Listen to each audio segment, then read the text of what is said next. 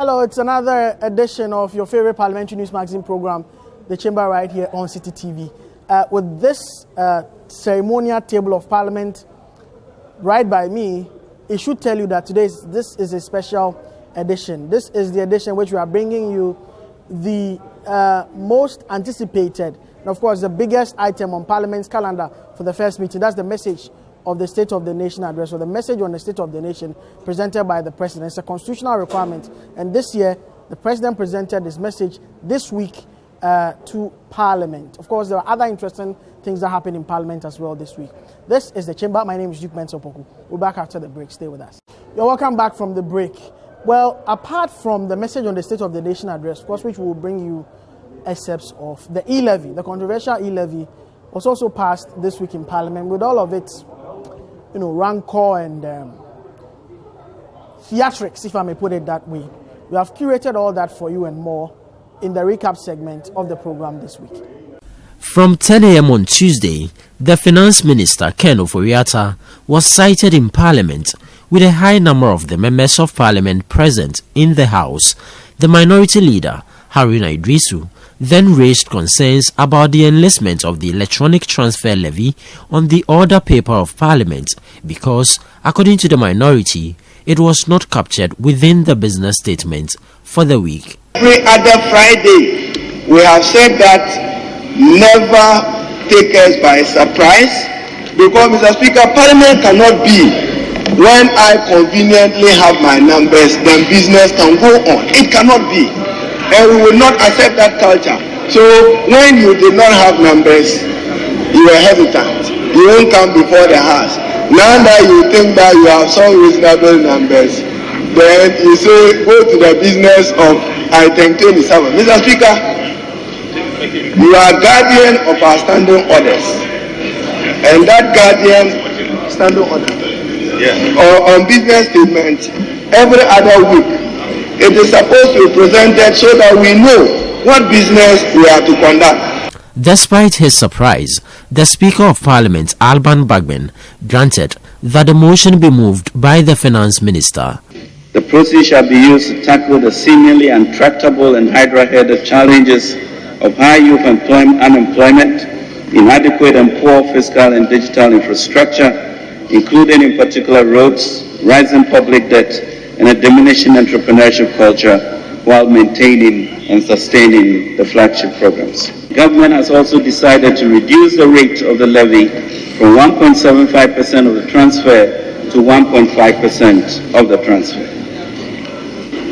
The coverage of the levy with respect to transfers from bank accounts of individuals has also been clarified as bank transfers on an instant pay digital platform or application originating from a bank account belonging to an individual subject to a daily threshold to be determined by the Minister. Mr. Speaker, at the consideration stage, I'll be bringing the necessary amendments to reflect these changes.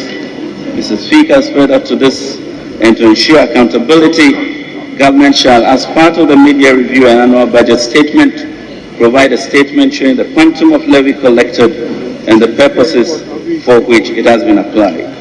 The motion was debated on by both sides of the House. Today is a very sad day. If the President is listening, today there is a rallying cry from the people of Ghana for him to save us our pesos in our pocket. And earlier the President will call all his troops that are gathered here, including the Minister of Finance, to go and do the other difficult business in his office and spare us this e-levy, the better it is for our country. What happened to the can-do spirit of Ghanaians? Previously, many of our tax or revenue measures were being influenced greatly by government partners without considering the rigidities in our own economy.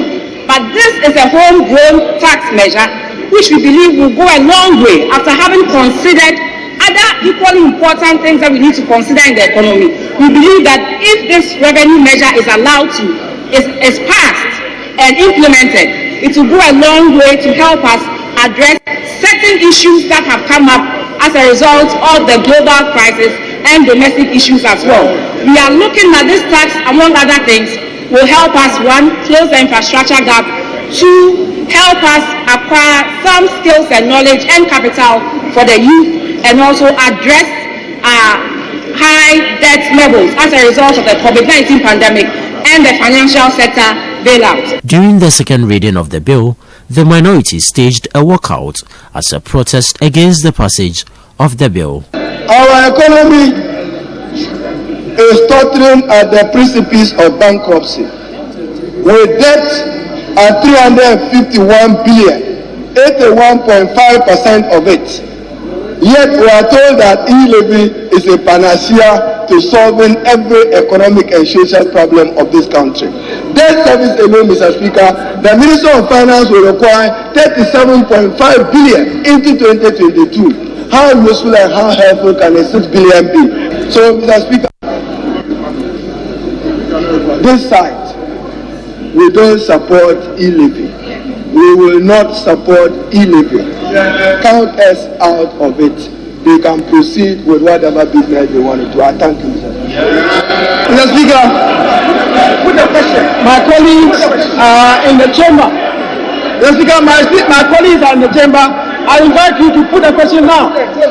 Put the question now. They're in the chamber. Am I, Honorable Majority Leader, am I to understand that you are foregoing your submission?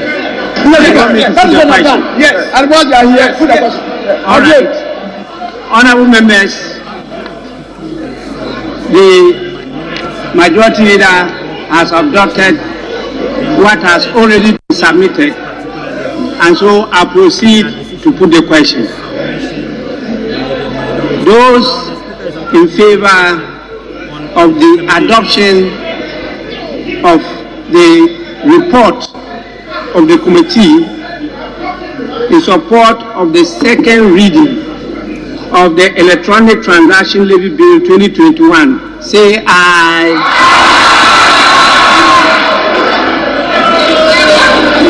Those against, say no. The bill was moved to the third stage for amendment considerations and subsequently approved by the Speaker in the absence of the minority. Those in favor of the motion say aye. Aye. Those against say no. The ayes have it. An act to impose a levy to be known as the Electronic Transfer Levy on electronic transfers to enhance revenue mobilization by broadening the tax base and to provide for related matters. Honorable members, the Electronic Transfer Levy Bill 2021 duly read the third time and passed. I begin by asking members of the House to join me to salute the management, technical, and playing teams of the Black Stars.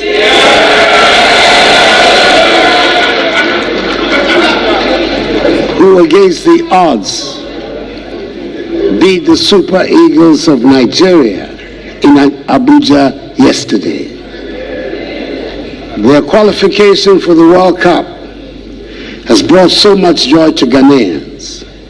They were looking forward to an outstanding performance in Qatar. He touched on the impact of COVID-19 in the country and broached the subject of the hospitals under construction under the Agenda 111 policy. He indicated that the initial timelines for completion of the hospitals were a bit ambitious. Like all major construction projects, it is evident that the initial schedule we gave for the completion of Agenda 111 was overly ambitious. Identifying suitable sites around the country, for example, has turned out to be even more problematic than had been anticipated. I am now able to say that a great deal of the preparatory work has now been completed, and work has started at 87 of the 111 sites.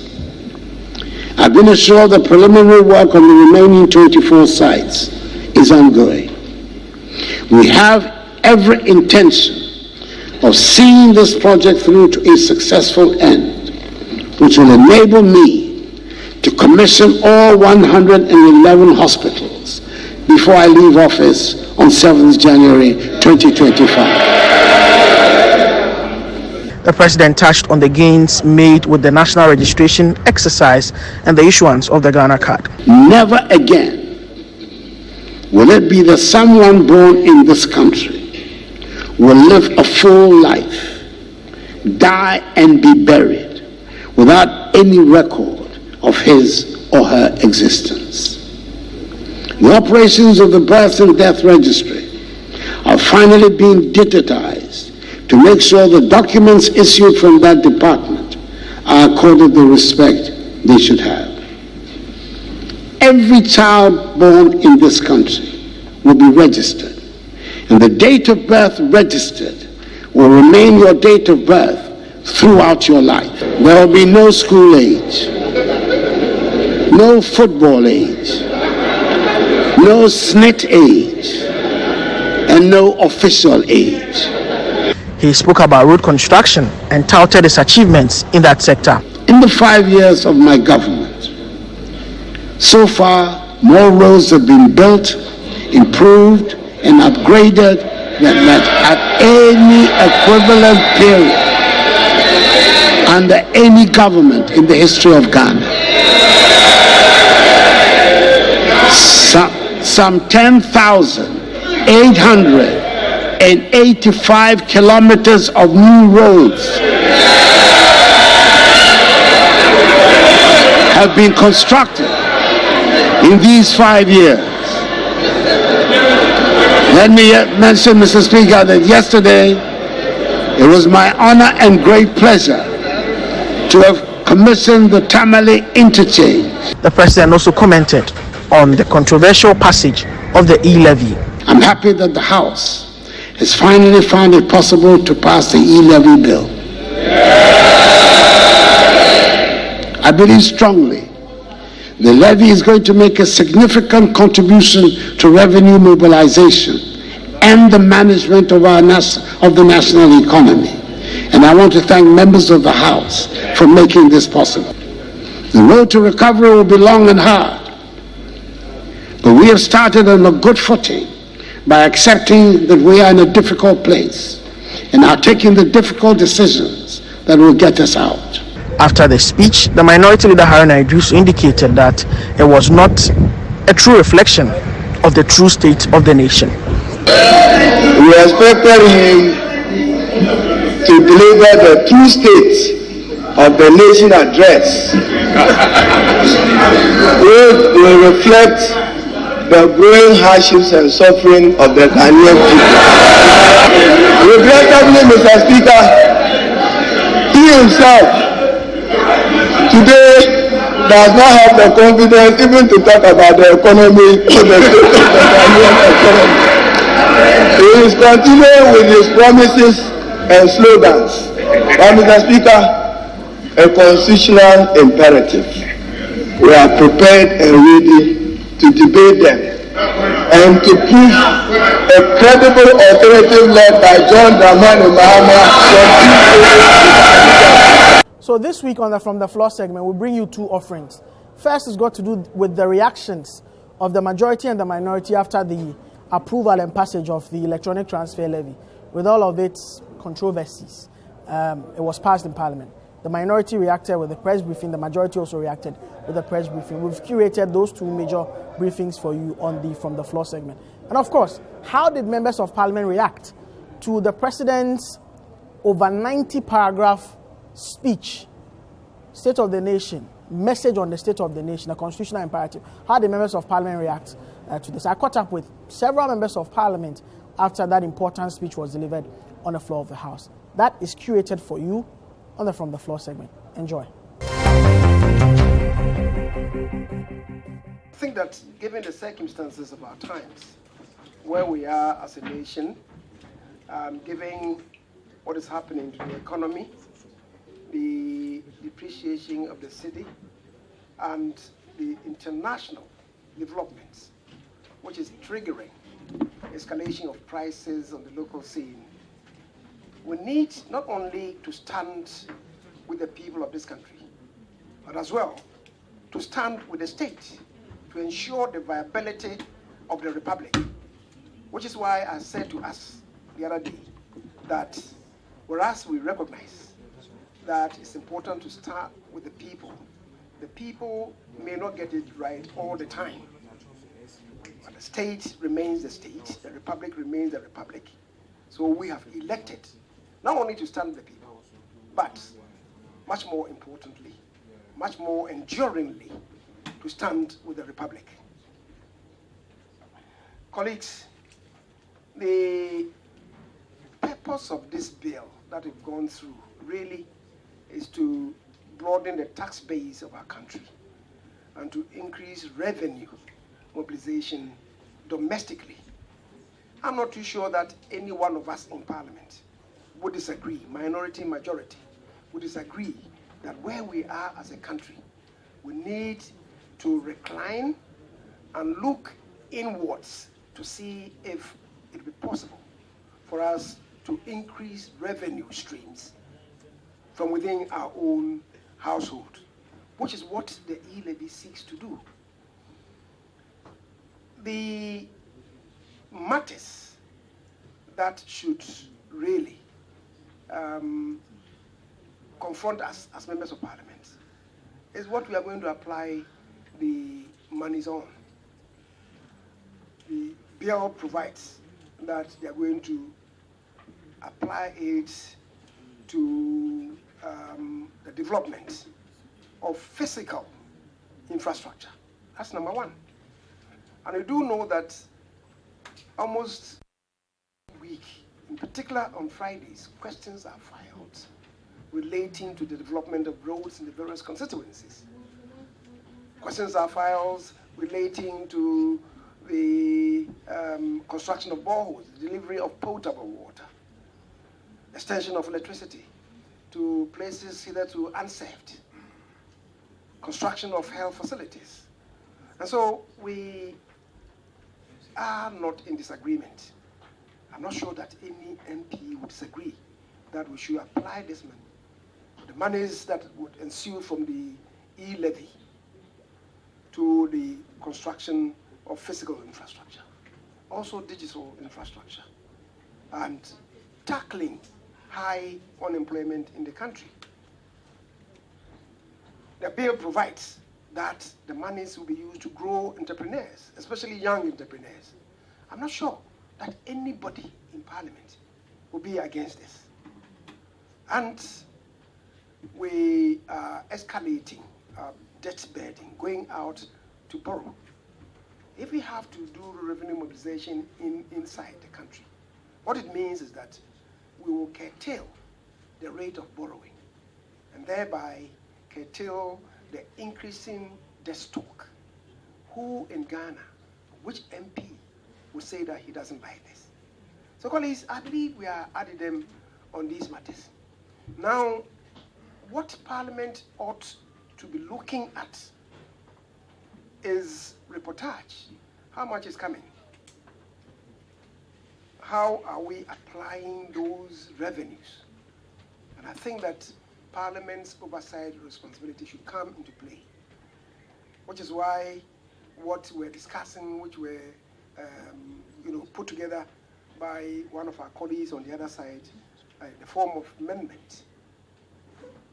He left the chamber not to move the amendment. But because we had bought into the spirit, even in his absence, we brought it back to the front burner and moved that amendment relating to Parliament's oversight responsibility. But the minority are making a fanfare of the fact that we are saying that because of the application of the E-levy is an all-in-all facility, it's going to operate like Akubam, Akubam. The funny thing of it is that when the ranking member was reciting this poem, when he said Akubam, Utiya Oya Akubam, instead of touching his head, he touched his ass. That's on the funny side. But why are they saying that? You see, the E-levy, we are not creating a fund for the E-levy, like the Petroleum Revenue Fund. Now, the revenues that would ensue from the taxes will be commingled with other revenue sources into the consolidated fund. So, bits and pieces of it will go into health, bits and pieces of it will come to Parliament, bits and pieces of it will go to education, bits and pieces of it will go to roads. But for roads, we are insisting that perhaps when we come to it, we may even demand of the finance minister to declare to us that maybe about 20% of it should be dedicated to road construction. So, colleagues, if the money, the revenues are going to be commingled with others into the consolidated fund, and you need money for the construction of maybe a health facility, some amount is given to you. It contains some aspects of the E-levy taxes. You need to construct an educational facility. The money that is given to you contains some bits and pieces from this. One would be right in saying that, yes, it's going to provide some space for the construction of physical development, fiscal infrastructure. Those of you who are celebrating with them that E-levy have been passed and accordingly passed, your excitement will be short-lived. Immediately after this press briefing, we intend to file to question the legitimacy of the decision of less than 1/2 of members of Parliament taking a decision to approve E-levy at second reading following our walkout and at third reading, which is required. For those of you who want to appreciate it, Article 104 provides expressly, except otherwise provided in this Constitution, matters in Parliament shall be determined by the votes of the majority of members present and voting, with at least half of the members in Parliament present. Was half of the members of Parliament present when they took it through third reading? Our Constitution, the framers, provided an elaborate roadmap for the consideration of bills. It's been advertised or taken through agency. It's been accompanied by an explanatory memorandum, but it's been subjected to a debate on its principles. And for the record, the minority at committee did not support E-levy. It took the chairman of the committee a casting vote for us to lose to that casting vote at the level of committee. The Constitution provides that a bill be subjected to third reading. The supposed E-levy bill was subjected to a third reading with less than 1/2 of the members of Parliament present and voting. A charade as I have described it. So we are very convinced that there is no E-levy and is working on nothing, because we are keeping the videos and the recordings as we left. And you don't expect to build something on nothing and expect it to stand. We simply, as I have said, when they were told that the ruling of the Supreme Court was an absurdity, many of you didn't appreciate it. Now you do. It means that you needed at least 138 for decision, any decision, whether on amendment, whether on third reading, or during consideration stage, that the Constitution so elaborately provides for. So we didn't want to be associated with it. But at the level of the principle, we shared with the Ghanaian people our objection and rejection of E-levy. We stand same at the same level. So those of you who want to go further, even to the Supreme Court ruling, and still have some lingering doubts, even as we prepare to challenge the matter in the Supreme Court, a judicial determination have been made on Article 104 of the Constitution. Clear cut. Anything to the contrary is a sin to Article 104, the 1992 Constitution, and the ruling of the Supreme Court of Ghana. Remember, when they walked out on a procedural motion of 137, claiming a minister had been asked to stay out from the voice vote, or claiming the Honorable Asidin Ketia was present somewhere, their intention was what we have also now intended. Their intention was that they said that we're 137. They are less than 137. And that is what mandated them to go to court to question our decision on 30th November, saying that you could not have a decision with less than 138, with their 138 interpreted to include the first deputy speaker. I should also let the Ghanaian public appreciate that this morning we walked in with some difficulty because of the matter of Asinov. He was essentially in court, and therefore, as a minority, at that material point in time, we were 136, pending whatever decision the Supreme Court and the other courts would have taken to guide our position. But we had advised his lawyers, who were also further going to file a stay of execution at the Cape Coast Court.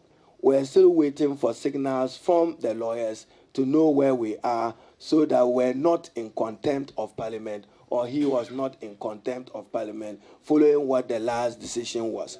So, in summary, ladies and gentlemen of the press, we are convinced that the majority of less than 137 in the chamber conducting business only proceeded on illegal and unconstitutional business, which is a sin on Article 104 as interpreted by the Supreme Court as a nullity in the Justice Ablai versus the Supreme Court. We call it a charade. We are convinced about it, the Justice Abdullahi versus Attorney General. And as I've said, there is a judicial determination on what constitutes a voting quorum. The Supreme Court drew their own distinction between what they call a general quorum or a debate quorum and a voting quorum, which voting quorum is a decision quorum. We are convinced beyond shadow of doubt that Parliament did not have the numbers to take any decision that should. In that sector, the Minister for Sports, the Honorable Mustafa Yusuf, your lads and everybody made Ghanaians very, very happy yesterday. How's the feeling the morning after? Very, very, very exciting. Exciting morning. Yesterday was the support that we have received from the entire country, the Ghanaians, the entire Ghanaians, and we are so happy. We are so happy that the whole country is behind our national team. And we went to Abuja and we delivered. It's as a result of the hard work and commitment and passion of our players, the technical team, the GFA, and everyone.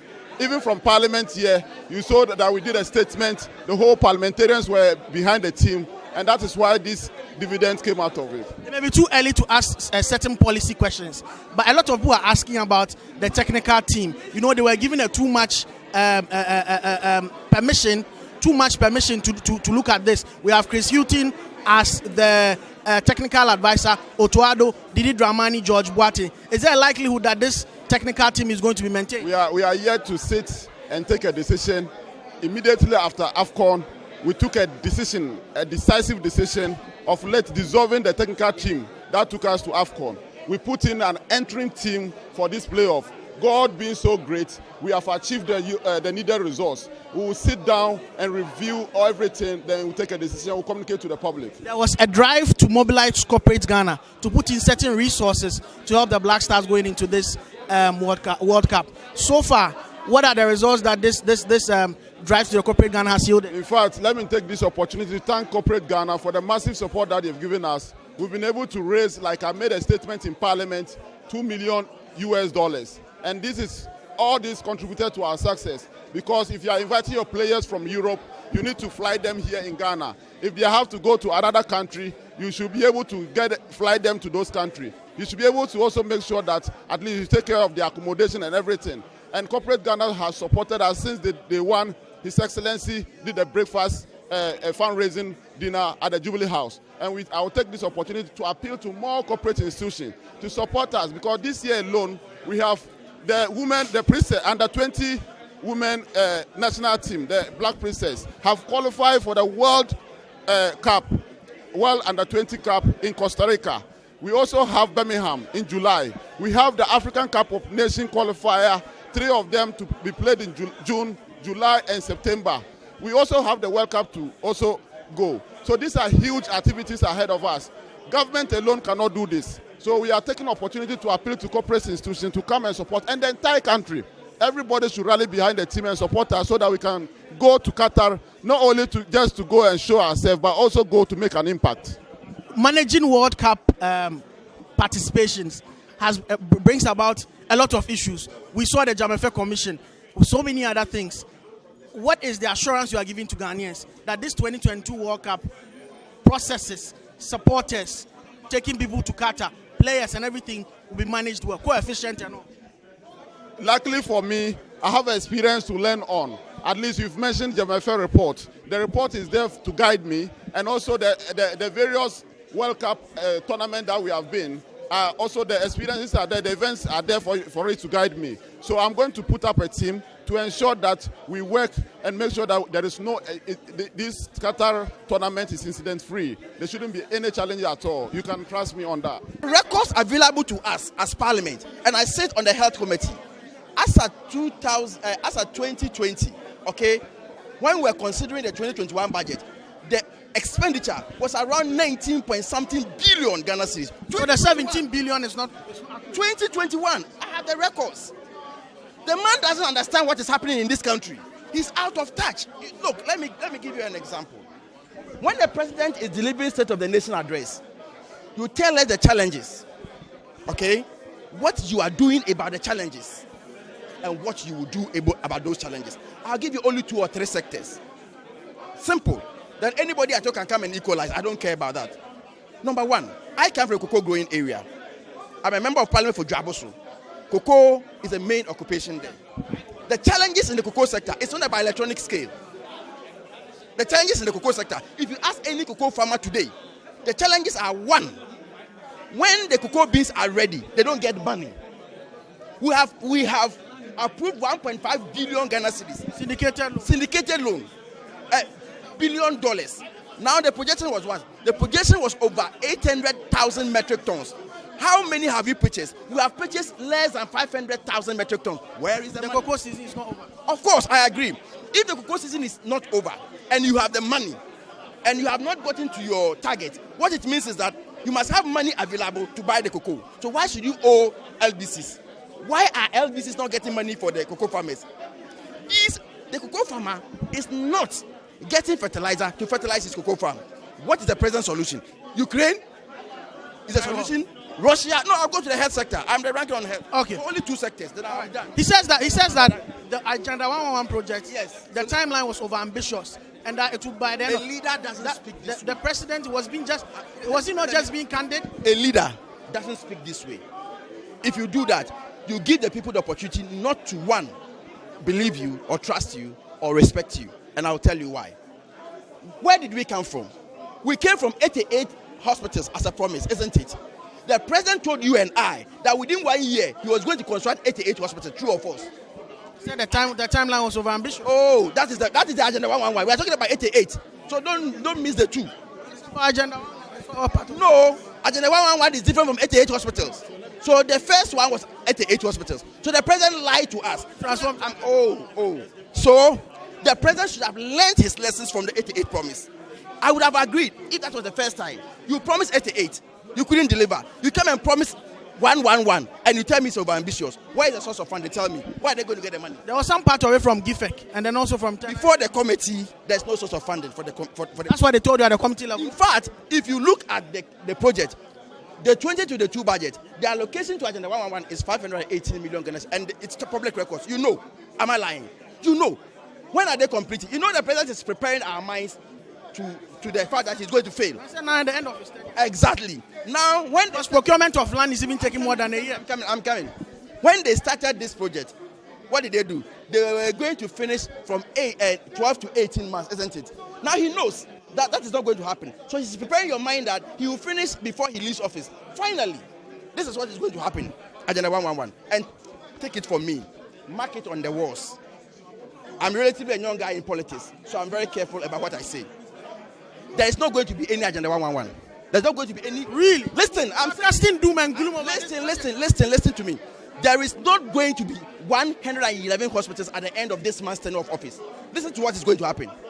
Because it's a promise. So what they are going to do is that by the time 2024, by the end of 2024, they are going to struggle to complete about 4 or 5 or 6 of them. Less than 10. Listen to me. You listen to me. Listen to me carefully. So they are going to. Less than 10. Look, will you listen to me? They are going to finish something, okay? So when they finish, as an examplance of we are doing something, then the rest, if you go to site A, you will see a strip of sand there. You go to site B, you will see some blocks on the side. Then in 2024 elections, they will come back and tell us that, oh, it's on course. We couldn't finish. We were over ambitious, like they are saying today. So give us another opportunity to come and finish. We are not children in this country. It is the Abona Fide to express disagreement. But as a matter of procedure, and within the context of our constitutional imperative, what we did yesterday was constitutional, was legal, and was within the law.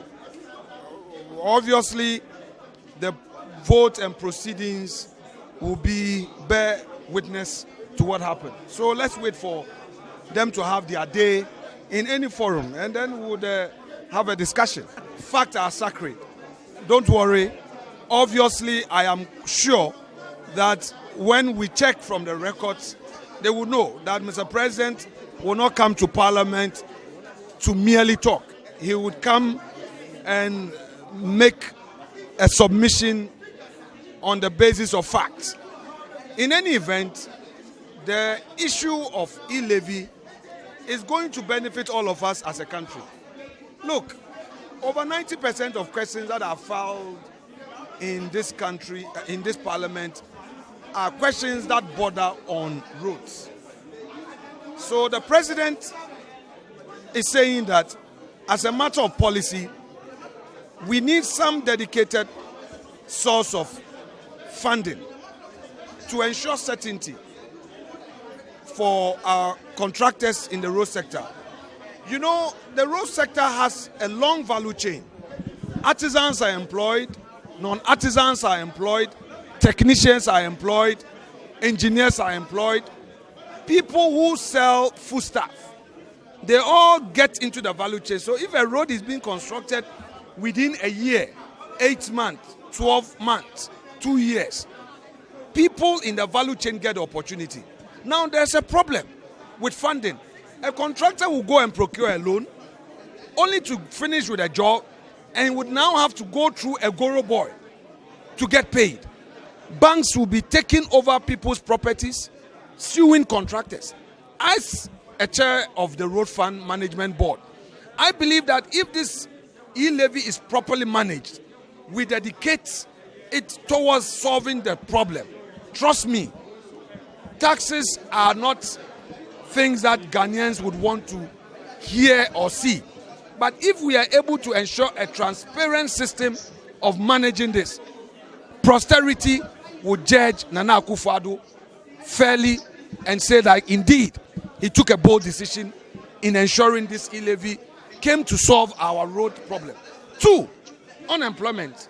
Every Ghanaian youth who has completed university is looking forward to a public sector work. Can we employ all of them in the public sector? No. Private sector is one main area to go. So I believe that again, this you start. If there is per the policy, the system to ensure that creative entrepreneurs get opportunity are given those resources to develop their businesses, very soon a chunk of our boys and ladies who are on the streets looking for white-collar jobs will find private sector and entrepreneurship attractive. So it's a matter of Parliament ensuring a transparent system of accountability. After all, it is not easy for you to just go and take public funds and say that you are going to, as they put it, chop it. You can't. So I think that as Parliament, we should call for a system of accountability where the finance minister, at least per the provisions, every 6 months in the minimum, he should come and brief us. And I think that's the way to go. So we know how much has been collected. What was it used for? How many kilometers of roads have been fixed? Once they are not funds that are going to go into the consolidated fund, I think let's embrace it, move on as a country. We've passed the law. The president, I'm sure today or tomorrow, may give his assent to it. Let's move on as a nation. But let me also say that, yes, the NDC minority has been firm, has been vociferous, has been active in articulating their views, but they've generally been cooperative, in all fairness. Well, these are to be expected in politics. They may be unpalatable. It's one of the tools you use to express your dissent. And I must say that, that is what they have to do as opposition. After all, it is true that the views they express that led the government into going all out to communicate the import of the E-levy. Let's give them that credit. He himself, His Excellency, has mentioned today that we are members of ECOWAS, and he's blessed to be the chairman of ECOWAS. How is it that he didn't know there was a problem in the Togo side, so that he uses bilateral relationships and diplomacy to have Togo address that immediate need prior to his announcing that he had opened the border? So if you had lost your capital in the last 2 years, and then you heard that the border is open, and you go and borrow some money to go and do a quick turnaround and come, you take transport and get there, and you're not able to go, you've lost money again. This is what it is. I'm saying that, look, what needs to be done is strategic planning. The knee-jerk ones are not helping anybody. We have to think through deeply what it is that we're doing, look at all sides of it, and the effects on the people. That has not been done, and that's very disappointing. The other disappointing thing for me in this State of the Nation address is the fact that we've had 2 disasters in this country. His Excellency, the President of the Republic of Ghana, you mentioned one. Between March of 2021 to the end of 2021, 3 disasters happened in Ketu South and the coastal borders in the Volta region. You have deliberately refused to mention us, empathize with us, and assure us that you recognize us as Ghanaians and tell us what you plan to do for us. But today, you mentioned the other disaster. This selectivity is not good. I don't know exactly what we have done to you, and I've known His Excellency for so long, but in the last 6 years, I don't know who I'm dealing with anymore. We all know that every year, pursuant to our Constitution, it's mandatory for the President to give us State of Nation address. We were expecting the President to do so before the Independent National Parade, which was postponed indefinitely. 2 days ago, we had it in our order paper in the government statement that the President will appear before us today to deliver his speech on the State of the Nation. So,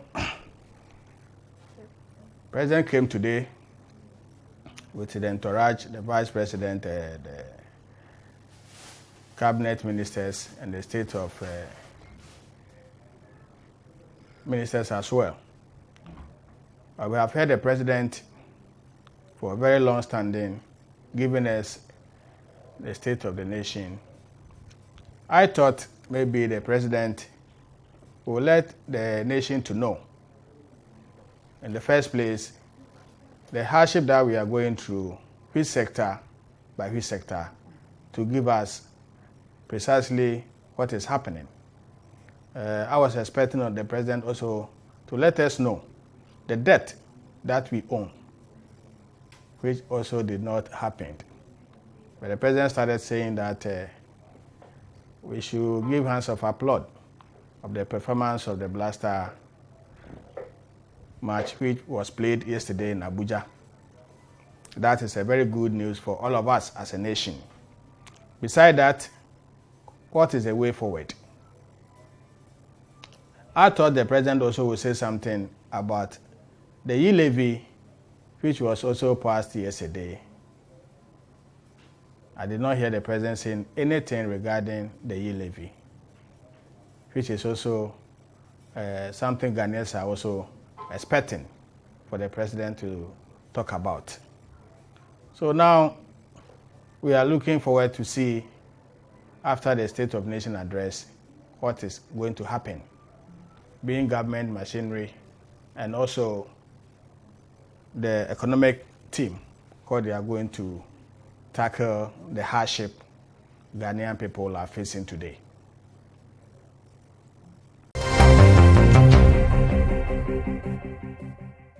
Welcome back from the break. This is Duke's View. Of course, it will be a travesty of justice if I do not take some time to congratulate the Black Stars. We carried, on the chamber, there was a week where we dedicated, especially after that abysmal performance of the Black Stars in the just ended in the AFCON in January.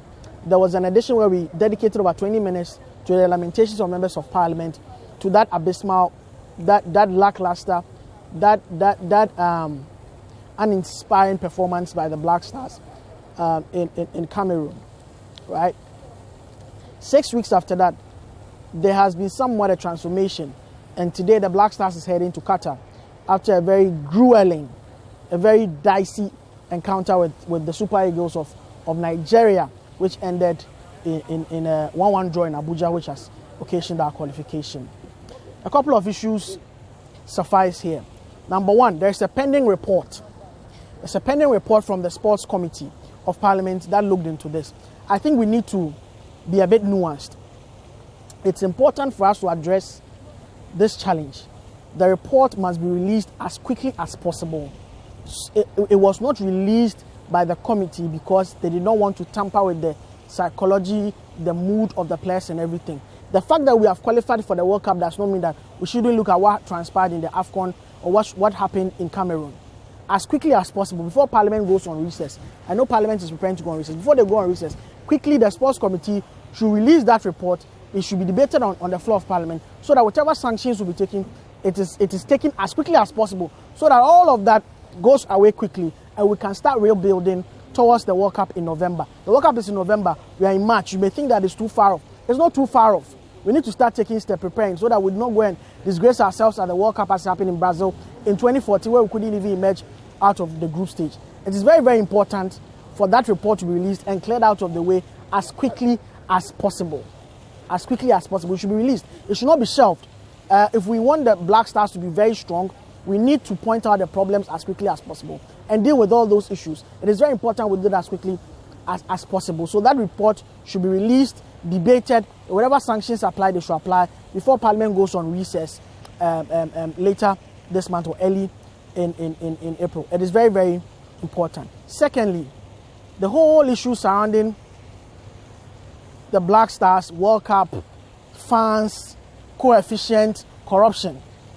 It's important that the 2022 World Cup becomes a watershed moment in terms of how we manage our funds, in terms of how we manage the World Cup experience.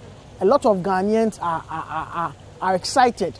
I mean, I can count the number of flags I saw in traffic this morning on my way to Parliament to work. Ghanaians are ecstatic. Ghanaians are happy. The red, gold, and green is everywhere. Proud moment that unifies all of us. But that should not be an avenue for corruption, for all forms of malfeasance.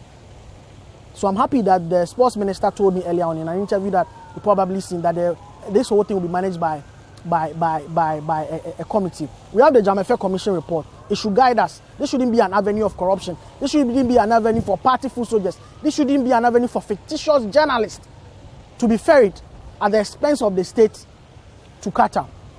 Last thing I'll say before we go, the E-levy has been passed. That bill that has been passed, of course, barring any challenges at the Supreme Court, we've seen the rate that has been issued by the minority. So let's see how it goes. But barring any challenges, that bill states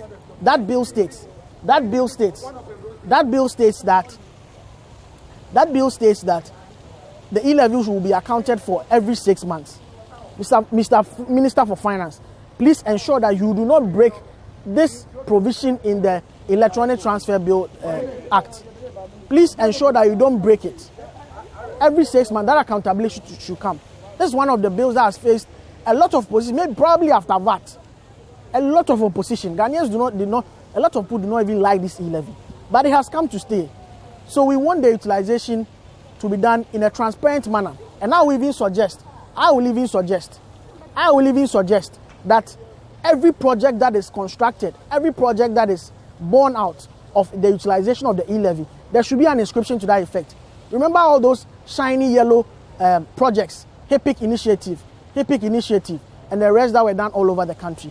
A similar thing should be replicated for the E-levy. Whichever project is done with the E-levy, let Ghanaians see the fruit of the E-levy that we are paying. And that's how I wrap up this week's edition of The Chamber, and of course, Duke's View. We'll be right back same time next week on the same channel. Stay with us.